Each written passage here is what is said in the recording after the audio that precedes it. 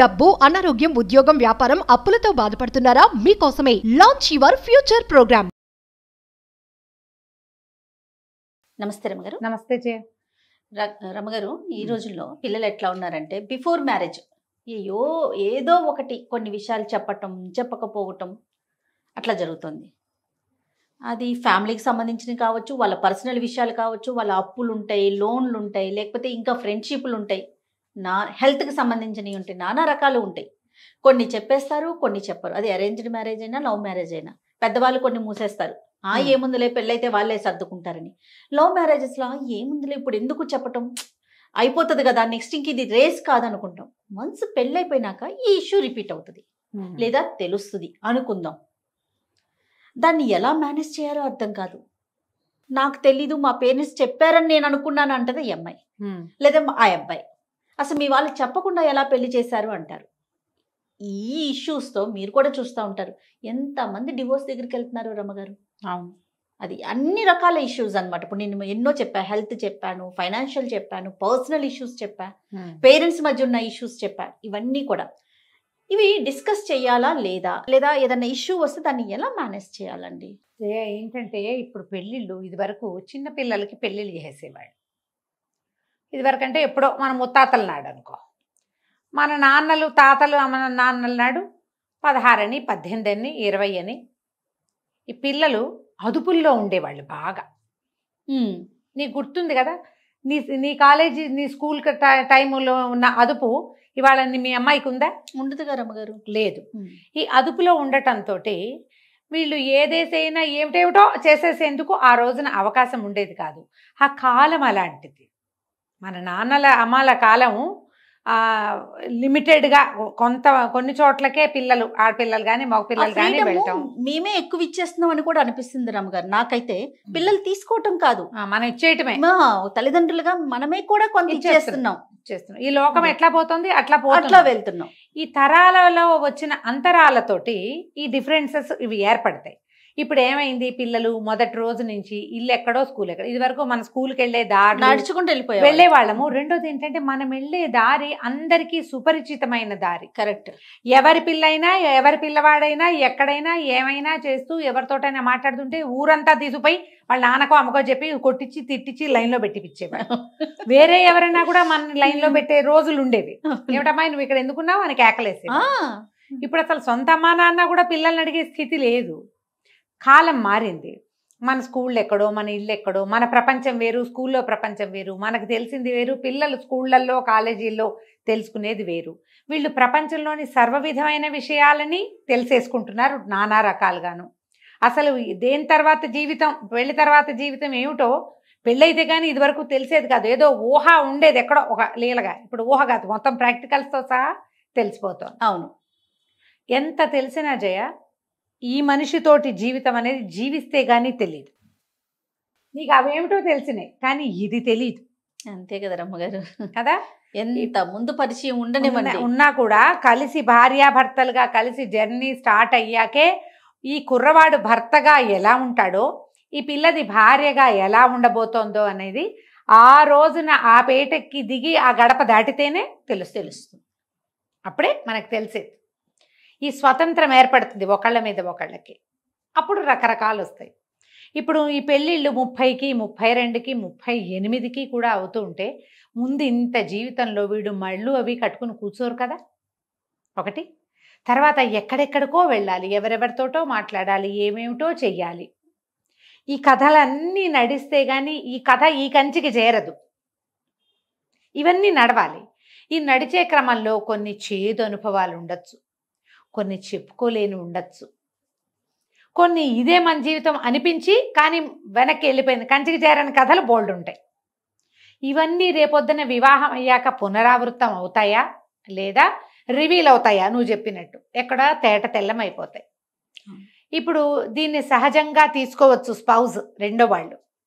ఆ కాలేజీల్లో ఇవన్నీ అవుతాయి. ఎవరి జీవితాల్లో ఉండవు, నాకు ఇలాంటివేవో ఉన్నాయి అని అర్థం చేసుకోగలిగే రకమైన విశాలమైన దృక్పథము, ఇదంతా సహజమని తీసుకోగలిగిన మనస్తత్వము ఉన్నది, ఉంది, ఉండాలని కూడా ఇప్పుడు తెలుసుకుంటున్నాం మనం. నీ ప్రీవియస్ హిస్టరీ నాకు అక్కర్లా, నువ్వు ఇవాళ నుంచి నాతో ఎలా ఉన్నావోనే కావాలి. ఈ రోజుల్లో పిల్లలకి ఈ అవగాహన కనుక వస్తే డివోర్సులకు వెళ్ళం మనం. ముందంతా నేను ఎలాగైనా ఉన్నాను, కానీ ఈ రోజు నుంచి నేను జాగ్రత్తగా ఉంటాను, నేను సరిగ్గా ఉంటా, బెస్ట్ పార్ట్ ఆఫ్ మీ అది మాత్రమే ఇస్తా. నా దగ్గర ఉన్న పరమ దరిద్ర దౌర్భాగ్యాలన్నీ నా వెనకాలే వదిలిపెడతా. ఇవాళ నా జీవితం ఒక టర్నింగ్ పాయింట్, ఒక మలుపు తిరిగింది, ఇది మేలి మలుపు కావాలని నేను భావిస్తూ ముందుకు వెళ్తే చాలా బాగుంటుంది. పాత తప్పులు, పాత పొరపాట్లు, పాత జీవితంలో కలిగిన ఇబ్బందులు ఏదైనా సందర్భం వచ్చినప్పుడు ఒక వాక్యంగా చెప్పేసేయాలి. చెప్పమంటారా? చెప్పాలి. కథ విడయకూడదమ్మా, పూసలు గుచ్చకూడదు. కానీ ఎదుటి వారు ఊరుకుంటారా రమ్మగారు? ఊరుకోరు. వాళ్ళ కథ కూడా విను నువ్వు, అప్పుడు వాళ్ళు కూడా చెప్పగలగాలి. ఇప్పుడు ఈ ఓపెన్నెస్ ఉన్నప్పుడు నువ్వు వదలాలి. ఇది అది ఒక్కొక్కడు ఉంటాడు, ఏదో దొంగ కథ చెప్పి నీ సంగతి ఏంటని అడిగితే అది నిజం అనుకుని ఈ అక్కయ్య మొత్తం అప్పుడు నాది అబద్ధం, నీది నిజం అంటాడు. అమ్మాయి అప్పుడు నాది అబద్ధమే ఇలాంటివి చెప్పలేకపోతుంది, దొరికిపోతారు కదా. అబ్బాయిలు కూడా అలాగే దొరుకుతారు, అబ్బాయిలు అలాగే దొరుకుతారు. ఈ తెలివితేటలు చూపించద్దు దయచేసి. ఈ తరానికి ఏ పెద్దవాళ్ళైనా ఇవ్వగలిగే బెస్ట్ అడ్వైజ్ ఏంటంటే, ఇప్పుడున్న పిల్లలకి సాధ్యమైనంత పారదర్శకంగా ఉండు. నువ్వేమిటో చూపించు, అవతల వాళ్ళు ఏమిటో తెలుసుకో, వాళ్ళ లోతులు పరిశోధించడానికి ప్రయత్నం చేయొద్దు. కానీ నువ్వు వాళ్ళతో ఉన్నప్పుడు మనసు ఇచ్చి ఉండటం నేర్చుకో. పెళ్ళి అంటేనే ఒక రకమైన సర్దుబాటు. పెళ్ళి అంటేనే వాళ్ళు సర్దుకోవాలి, వీళ్ళు సర్దుకోవాలి. నీకు బోల్డ్ కథలు ఉన్నాయి, నాకున్నట్టే అవతల కూడా ఉండి తీరాలని అనకూడదు. నువ్వు ఉన్నాయి, ఉండే ఉంటాయి, నేను ఇవన్నీ చేశా కాబట్టి ఇది కూడా చేసే ఉంటుంది అలా అనుకోకూడదు. ఒక్కొక్కళ్ళకి ఉండకపోవచ్చు.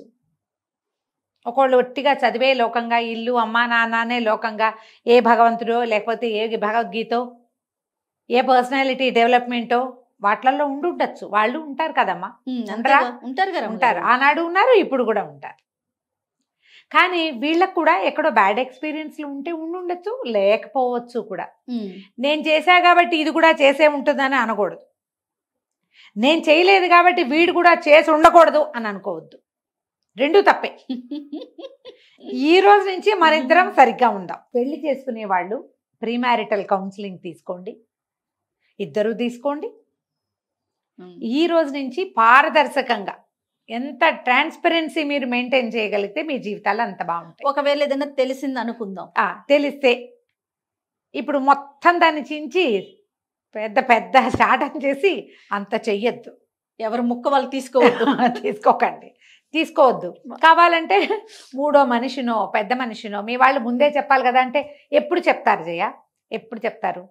పిల్లలవి మా అబ్బాయి ముందే ఏదో ఇది చేశాడు అని ఎవరైనా చెప్తారా? చెప్పుకోలేరు కదా. ఆడపిల్ల వాళ్ళైనా చెప్తారా? మా వాడికి ముందు ఒక ప్రీవియస్ లవ్ స్టోరీ ఉందని చెప్తారా?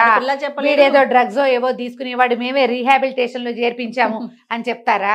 మా పిల్ల 2-3 తప్పటడుగులు వేసిందంటే మేమే దాని లైన్లో పెట్టాం అని ఎవరైనా చెప్తారా? పేరెంట్స్ చెప్పగలిగేవి ఏమిటి? ఆస్తి పాస్తి. మహా అయితే పిల్లల చదువుల్లో ఏదైనా బ్రేక్ వచ్చింది మళ్ళీ కంటిన్యూ చేసాం ఇలాంటివి చెప్పగలుగుతారు. అవును. ఈ హిస్టరీలు చెప్పుకోగలిగే వాళ్ళు ఎవరు? అమ్మాయి అబ్బాయి. అవసరమైతేనే చెప్పండి, అవసరం లేకపోతే చెప్పద్దు. ఏదైనా సందర్భం వచ్చినప్పుడు ఆ కాలేజీలో ఉన్నప్పుడు ఇలాంటిది ఏదో జరిగింది అనొచ్చు, మీకు అలవాటు అయ్యాక. అవసరం లేదనుకో అది కూడా అనక్కర్లా.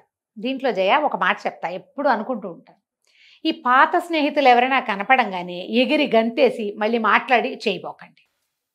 వాళ్ళని కట్ చేసుకోండి, తగ్గించుకోండి. లేకపోతే మీ ఫ్రెండ్సే మీ కొంప ముంచేస్తారు. అంతేగా. నిజంగా. ఒకసారి ఎప్పుడో చాలా పాత సంగతి, ఎవరినో కలిసాం. మాకేం తెలుసు, ఆయనకి ఒక ప్రీవియస్ హిస్టరీ ఉంది, వాళ్ళిద్దరూ పెళ్లి దాకా కూడా వెళ్ళింది, వెళ్ళింది. వాళ్ళమ్మా నాన్న వీళ్ళమ్మా నాన్న కూడా మాట్లాడుకున్నారు, ఏదో తాంబూలాలు పుచ్చుకుంటున్నారని కూడా మేము విన్నాం. ఇది ఒక 30 ఏళ్ల క్రితం సంగతి. తీరా మేము ఒక ఏమంటారు మాల్ కాదు, ఒక షాపింగ్ కాంప్లెక్స్లో ఎక్కడో కలిసామనుకో, ఆయన పక్కన వేరే ఆవిడ ఉంది. ఇప్పుడు మాకు తెలిసిన అమ్మాయి ఈ అమ్మాయి కాదు, వైఫో కాదో అడగడానికి కూడా భయం వేసింది జయ నాకు. ఓ, మీ కంట్లోనే పడ్డారా రమ్మ?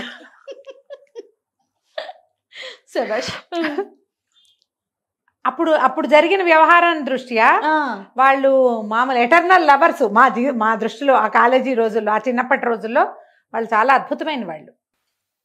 పెళ్లి చేసేసుకుంటారు, ఎందుకంటే పేరెంట్స్ కూడా మాట్లాడుకున్నారు. అప్పుడు ఆ తర్వాత ఏదో జరిగింది, మేము వినలేదు, వాళ్ళ సంగతులు మాకు తెలియదు.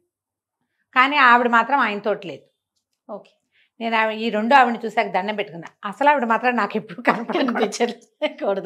కనపడకూడదు. ఓకే. మనం ఏదైనా గబుక్కుని అనేస్తే అంతే. ఇప్పుడు నేను నా గట్టిగా నోరు మూసుకుని ఊరుకున్నాను, గుటకలు మింగేసి. ఎవరో ఒక తొందరపాటు వాళ్ళు ఉంటారు. అంతే కదా. ఈవిడెవరో, మీ ఆవిడ వాళ్ళ అమ్మాయి కదా, అలాంటి మాటలు వస్తే చచ్చిపోరు వీళ్ళు. అవునవును. ఇలాంటివి ఎన్ని సినిమాల్లో కనపడుతూ ఉంటాయి. అవును. మీరు జ్ఞాపకం పెట్టుకోండి ఎప్పుడు కూడా, ఏ కథ అయినా చివరి దాకా వెళ్ళే వరకు ఏమవుతుందో ఎవరికి తెలియదు. బోల్డ్ని మారిపోతూ ఉంటాయి. నాకు తర్వాత తెలిసింది, వాళ్ళు పెళ్లి చేసుకున్నారు మొదట, మాకు తెలిసిన వాళ్ళు. కానీ ఒక 5-6 ఏళ్లకి విడిపోయారు, ఆయన మళ్ళీ పెళ్లి చేసుకున్నారు. అదేనండి. ఇలా జరగచ్చు. కానీ కథలు కూడా ఎక్కువ పెట్టుకోకూడదు కదా రమ్మగారు. పెట్టుకోకూడదు. అవునా కదా, చెప్పండి. ఇప్పుడు ఓ కథ ఓ జీవితానికి పర్వాలా అవుతాయి, అట్లా జరుగుతాయి. కథలు ఉండకూడదు. అది మల్టిపుల్ స్టోరీస్ ఉండకూడదు. 3 నెలల తర్వాత ఇంకొకళ్ళు, 4 నెలల తర్వాత ఇంకొకళ్ళు, 6 నెలలకి ఇంకొకళ్ళు, మళ్ళీ వాళ్ళు వీళ్ళు క్లాష్ అవటాలు, ఇలాంటి పిచ్చి వేషాలు వేయకుండా ఉండండి. సీరియస్గా చదువు మీద ఫోకస్ చేయండి. స్నేహాలు ఆ మాత్రం ఆమూలు ఉంటాయి, కానీ వీళ్ళ నుంచి అమ్మహా వరకు వెళ్ళిపోకండి. అది వేరే కథ అయితే. ఇదేనా రమ్మగారు మీరు చెప్పేది? అసలు మరి ఇంకేం చెప్పాలి జయ. ఒకచోట చదువుకుంటున్నప్పుడు ఆ మాత్రం స్నేహాలు, మాటలు, కబుర్లు చెప్పుకోవటము, ఏ మెసేజ్ చేసుకోవటమో లేకుండా ఈ కాలం కుదురుతుందా జయ? చెయ్యొద్దు, మీరు మడిగట్టుకోండి అని ఎవరికైనా చెప్పగలప్పుడు కుదురుతుంది, కానీ పిల్లలు కుదరట్లేదు, అది సమస్య. కాబట్టి సాధ్యమైనంత ఇప్పుడు ఈ ఒక బంధంలోకి అడుగు పెట్టాక అయినా కూడా, అది అయ్యాక, ఇప్పుడు ఈ బంధంలోకి అడుగు పెట్టాక మీ పాత స్నేహాలు పునరుద్ధరించుకుని మీరు అవన్నీ లైన్లోకి తెచ్చి వాళ్ళని వీళ్ళకి పరిచయం చేసి మళ్ళీ ఏదో కొత్త తలకాయ నొప్పి తెచ్చుకుని చేయకండి. అంతే, చేయకుండా ఉంటే సరిపోతుంది. అప్పుడు ఆలోచించండి. తప్పకుండా. రైట్. నమస్తే రమ్మగారు. నమస్తే జయ.